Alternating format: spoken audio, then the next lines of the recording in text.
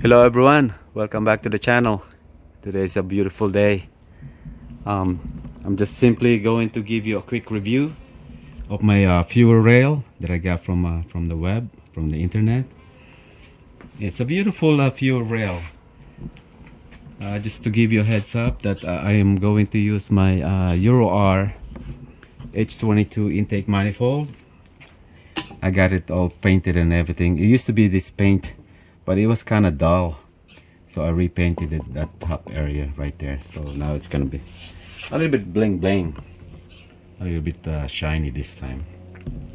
I got two sets of injectors here. This is my ID 1050 and this is OBD2 H22A4 saturated fuel injectors. I am going to use the OBD2 saturated injectors, the 290cc, because I wanted to use a P28. That way I don't have to use the NOx sensor and the IAB, because this one doesn't have IAB, intake air bypass. So I went and got me one of those chip that I can put on the P28. If I cannot get this thing started, if any problem whatsoever, then I have no other choice but to use my P13. I do have P13 and also my 345cc injectors. Okay, back to the fuel rail. Like I said, I got this on the internet and I've been looking up their website, and finally I got one of these. Miley, that's why. Before I was using this, I made my own bracket adapter. For anyone that used the H22 Euro R intake manifold, they know USDM OEM, you need to do some modification, which is like I did on this one. I cut the middle because they only use 2 mounts. That I made my own plate adapter right there. Not a good one, but it worked with no problem. Okay, so there's 3 things that I found that they should have taught this more better. Number 1 is actually it's a big deal. I got the fuel rail that they said that it's a plug and play for USDM OEM injectors.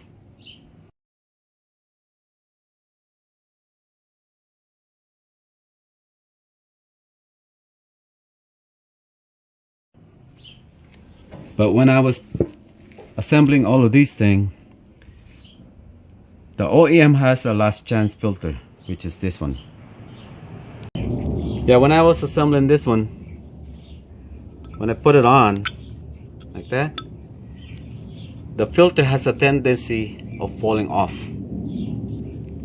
So if you ever put one of these, or if you ever got one of these, well, the point of my review is so you'll be aware of what I have found. Maybe some other people that use their rail before, I'm not bashing their product. No, this is not what it's about. It's all about information that you should know about. Okay, when you put this on, see how the filter, it comes off like that. See, it pops out. Okay, when you're putting this on the intake manifold, sometimes you can't get this thing right correctly. It doesn't go in as quickly or as it should be. You have to pedal this thing around, not knowing that this filter, it can fall inside. That's gonna pop like that, and there's no way around it. There's no place to go except inside, so it'll be floating inside anyway. So what I have found out on the OEM, see that shiny part right by my pick right there. Okay, there's a step. So if I put my last chance filter like that, that's the one holding the filter. It's not going anywhere. Even if this thing goes up, just partly go up, it's still not going anywhere. It stays where it's at. See if I can take this off.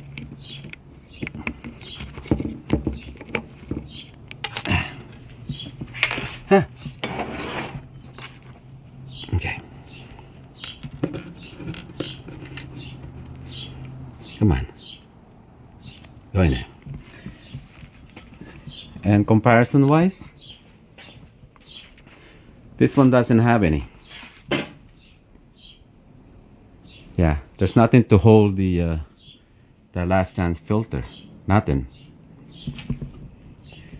And the item description is it's a plug and play with OEM injectors. Just so you'll be aware, that filter will come off and will be floating inside. It's gonna be, who knows what it will do. It might float inside, it'll go sideways like this. You know, something that could be the other way around, like that.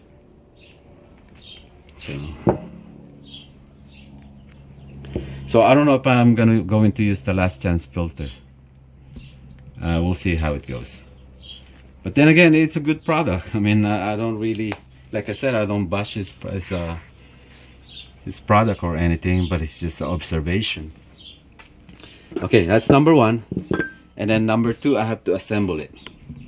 Okay. I have extra injectors. I cut off this this rubber spacer right there in the middle, and I put it on. I have assembled this earlier before. That's why I thought about it's a good idea for you guys to see. So I'm gonna put the filter. Okay, one side, one injector would not have this.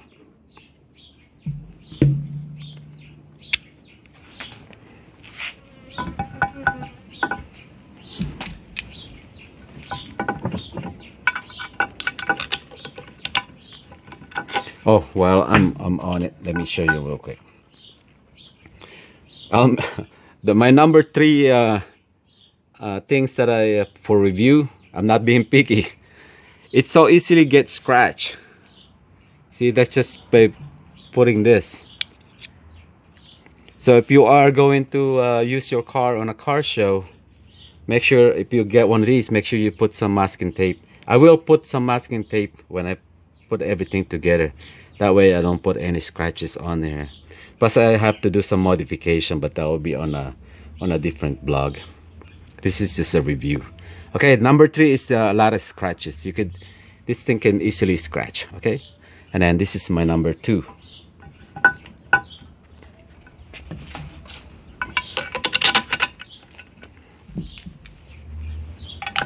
It comes in with this mounting bolts and a spacer, and also with some hardware with this ORB fitting number 8, so you can use your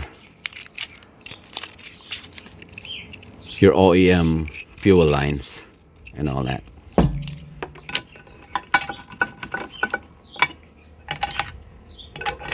I hope the camera is in the right angle. Yeah.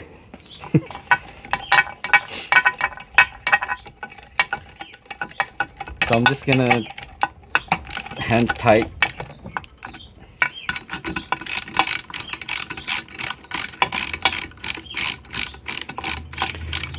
Yeah, he's got a lot of line products that what kind of fuel rail you're gonna use, like AE or AEM or some other brand. Yeah, there's like I said, if you visit his website, yeah, he's got a lot of a product to choose from. But I chose the one where you can use the OEM.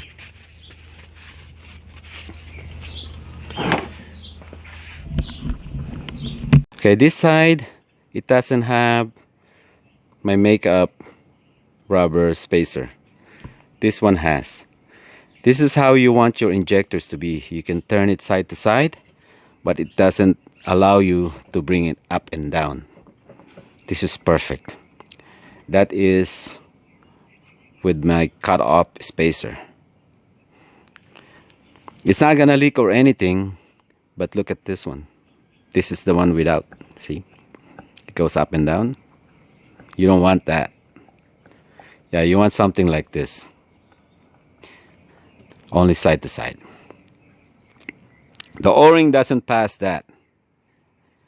But then again, like I say, that's a no-no right there. So I just want everyone to be aware when they buy this product. Just, you know. But there's you can solve the problem by just adding an O-ring or cut off. Yeah, seal rings. Just put it on there. As long as it doesn't leak, you'll be okay. Or I could cut off the spacer, the one that they supplied with, but I don't want to really do that because I'm gonna use my ID injector afterwards, and then this will be perfect because this has a provision, this spring, to keep a tension on there, and it would be perfect. So I'm just gonna leave it as is. But I just want to let you guys know, if you're using OEM injectors for your H22 Euro R intake manifold, okay, just be aware. Maybe they send me a wrong spacer. Who knows? Yeah, that maybe I should let them know and ask them why it's like this. But I didn't bother, you know.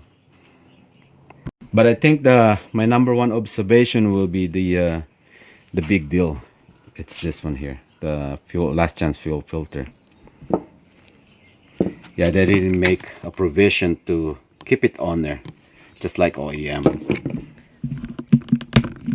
I mean, if you are claiming that it's a plug and play for OEM injectors so you can use it, you know, it should have been. I think they should have thought about it more better.